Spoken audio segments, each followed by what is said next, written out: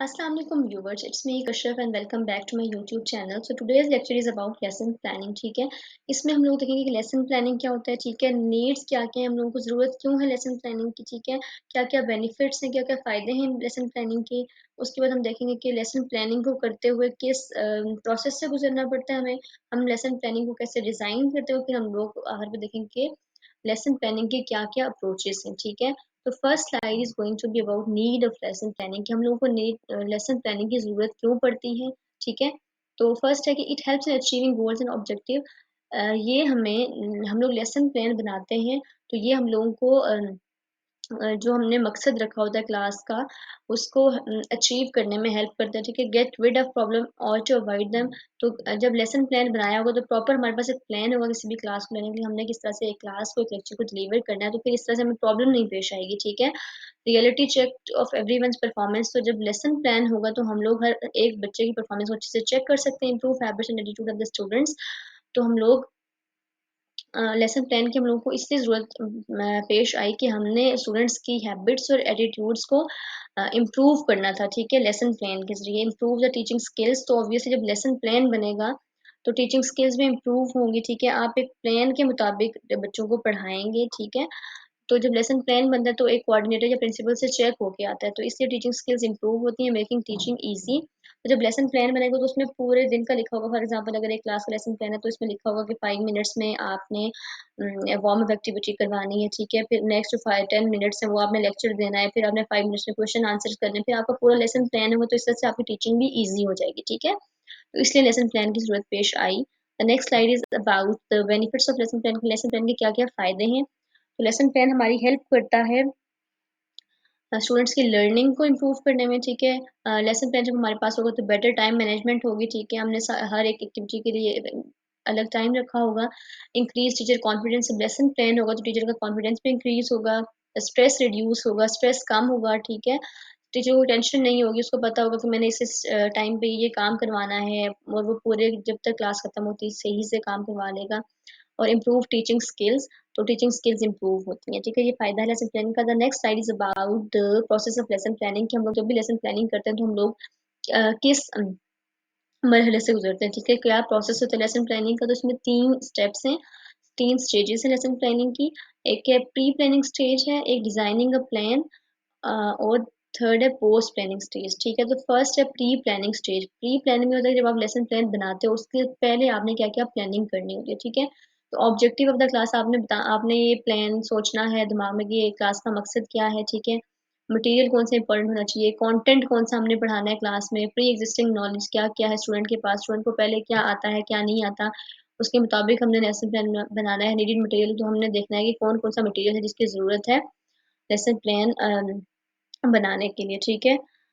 The second stage is about designing lesson plan. जब हम लोग डिजाइन करते हैं लेसन प्लान सबसे पहले इंट्रोडक्शन लिखते हैं कि हमने कैसे इंट्रोड्यूस करना है क्लासरूम में किसी भी टॉपिक को। फिर हम डेवलपमेंट देखते हैं कि फिर इंट्रोडक्शन के साथ साथ टीचर टॉपिक के बारे में फर्दर डिस्कशन कैसे करनी है, ठीक है। कंक्लूजन देते हैं स्टूडेंट्स को, ठीक है। फिर स्टूडेंट से क्वेश्चन पूछते हैं, फिर समराइज करते हैं मेन पॉइंट्स को, जो इस टॉपिक के बारे में मेन पॉइंट्स होते हैं उनकी समरी देते हैं। आप स्टूडेंट्स को बताते हैं अपने अल्फाज में कि आज के लेक्चर में ये कहानी बना के सुनाते हैं, ठीक है। Review the next lesson. और फिर आपने बताना होता है कि हमने नेक्स्ट क्लास में ये पढ़ना है। And recapitalize 1 minute writing. और फिर उन्होंने आपने स्टूडेंट्स को काम देना होता है, होमवर्क देना होता है कि 1 मिनट राइटिंग करवानी होती है कि आप अपने डायरीज पे होमवर्क लिख के जाएं, ठीक है। The third step is about the post planning stage। Post planning stage में टीचर स्टूडेंट को असेस करता है कि स्टूडेंट ने क्या पढ़ा है और क्या नहीं पढ़ा, और उसने जो लेसन प्लान बनाया था वो इफेक्टिव व मौसर साबित हुआ है स्टूडेंट्स के लिए या नहीं साबित हुआ, ठीक है। The next slide is about the approaches to lesson planning. की लेसन प्लानिंग कौन कौन से अप्रोचेस हैं। लेसन प्लानिंग की 3 अप्रोचेस हैं। Gagne framework for instructional development, Hunter's 7 steps of lesson planning and the 5 E's lesson planning model, ठीक है। तो सबसे पहले हम लोग पढ़ेंगे Gagne framework for instructional development. तो गजनी फ्रेमवर्क इंस्ट्रक्शन डेवलपमेंट किस चीज़ के बारे में बताता है। ये 9 पॉइंट्स देता है, ठीक है। इसमें सबसे पहले गेनिंग अटेंशन। तो आपने देखना है कि स्टूडेंट की टेंशन को गेन किस तरह से करना है टीचर ने, ठीक है। फॉर एग्जांपल क्लासरूम में आगे कोई जोक कर लेगा फिर स्टूडेंट एकदम से क्लास टीचर की तरफ अटेंटिव होकर बैठ जाएंगे। ये भी हो सकता है informing learner of the objective. तो फिर स्टूडेंट्स को बताना है कि आप आज आपने क्लास में क्या पढ़ना है, stimulating recall of the prior learning, और फिर आपने क्या करना है, फिर टीचर ने आके जो पिछला वाला लेक्चर होगा उसके बारे में थोड़ा सा पूछना है स्टूडेंट से, प्रेजेंटिंग द कंटेंट, और फिर जो नया लेक्चर होगा उसका जो कंटेंट है, जो कवर करना है टॉपिक, वो बताना है, ठीक है। नोट्स देने स्टूडेंट्स को, प्रोवाइडिंग द लर्निंग गाइडेंस, और फिर आपने बताना है कि आपने इनको पढ़ना कैसे है, कि जब वो लोग पढ़ लेंगे आपने स्टूडेंट टीचर ने स्टूडेंट्स को फीडबैक देना है कि आपने क्या क्या गलती है और आप इसको कैसे ठीक कर सकते हैं, असेसिंग द परफॉर्मेंस। और फिर स्टूडेंट्स जो परफॉर्मेंस देंगे, जो टेस्ट देंगे स्टूडेंट टीचर को, तो फिर टीचर ने उसको चेक करना और देखना है कि स्टूडेंट ने अच्छी तरह से कुछ लर्न किया है या नहीं किया, ठीक है। The second strategy of lesson planning is Hunter seven steps lesson plan। तो Hunter seven step lesson plan जो है वो चार इन steps के नीचे आता है, ठीक है। मतलब ये चार steps के अंडर ही ये सात उसके पॉइंट्स आते हैं। फर्स्ट है getting the students ready to learn, ठीक है। आपने स्टूडेंट्स को रेडी करना है किसी भी चीज़ को पढ़ाने के लिए। तो यहाँ से स्टार्ट होगा। फर्स्ट है रिव्यू, कि आपने किसी भी चीज़ के बारे में बताना है स्टूडेंट्स को कि ये किस चीज़ के बारे में, प्रोटेक्टिव सेट आपने मतलब उसके बारे में पॉजिटिव पॉइंट्स क्रिएट करने हैं ताकि स्टूडेंट नेगेटिव उस चीज़ को ना लें, नेगेटिवली किसी भी टॉपिक के बारे में ना सोचें, ठीक है। स्टेटिंग द ऑब्जेक्टिव, और आपने फिर बताना है कि आपने आज क्लासरूम में क्या पढ़ना है, आप क्या मकसद है इस क्लासरूम का, ठीक है। Second one is instruction. तो इंस्ट्रक्शन के अंडर आते हैं इनपुटिंग और मॉडलिंग। इनपुटिंग में होता है कि आप स्टूडेंट्स को क्या इनपुट दे रहे हो, ठीक है, आप क्या लेक्चर डिलीवर कर रहे हो, ठीक है। और मॉडलिंग में ये आता है, मॉडलिंग में ये होता है कि आपने जो है ना जो नई स्किल्स हैं और कॉन्सेप्ट्स हैं उनको देना है स्टूडेंट्स को, ठीक है। और देन वो थर्ड है चेक फॉर अंडरस्टैंडिंग। आपने देखना है कि स्टूडेंट्स ने कोई भी जो चीज़ है, मटेरियल है, वो मतलब अंडरस्टैंड किया है, समझा है या नहीं कर समझा, ठीक है।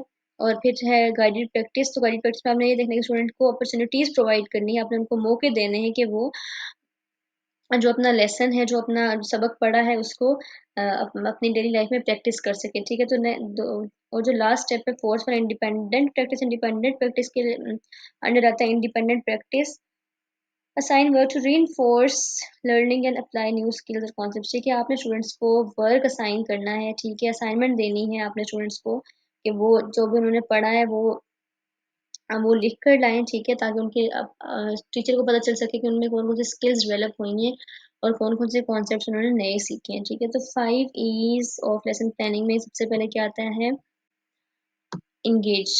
इंगेज एंगेजमेंट एंगेजमेंट से निकला है। इसमें ये होता है कि स्टूडेंट की इंटरेस्ट को टीचर देखता है कि स्टूडेंट की क्या इंटरेस्ट है, और फिर इस तरह से टीचर स्टूडेंट्स को इंगेज करने के लिए क्लासरूम में कोई एक्टिविटीज़ दे देता है, ठीक है, ताकि स्टूडेंट्स क्लासरूम में मसरूफ रहें।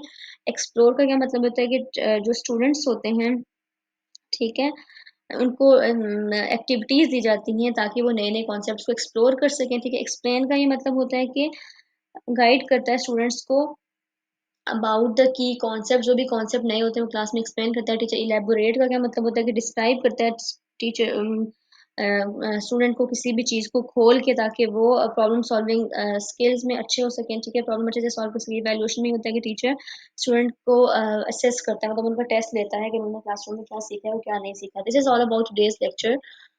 Thank you for Thank you so much for watching my video. If you like my video, please share, like and subscribe to my YouTube channel, and don't forget to press the bell icon. And if you have any question related to this video, do share your questions with me, and I am here to answer all the questions. Thank you so much.